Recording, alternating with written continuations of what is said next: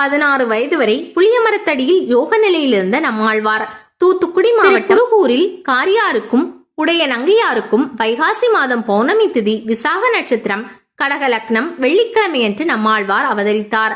விஸ்வசேனரின் அம்சமாக, அதாவது சேனை முதலிகள் என கொண்டாடப்படுபவராக அவர் அவதரித்தார் என போற்றுகின்றனர் வைணவ பெரியோர்கள்.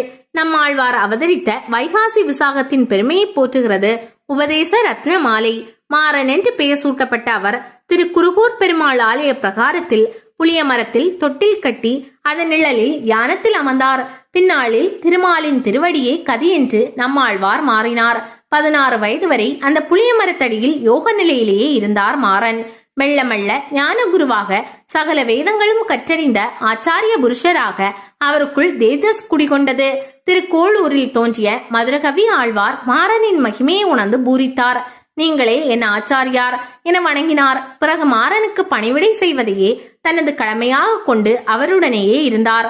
மாறன் என்கிற நம்மாழ்வார் பகவானிடமிருந்து தாம் பெற்ற சிறப்புகளை எல்லாம் பாசுரங்களாக பாடி அருளினார். திருவிருத்தம், திருவாசிரியம், பெரிய திருவந்தாதி, திருவாய்மொழி ஆகிய அற்புதமான நூல்களை உலகுக்கு அளித்தார்.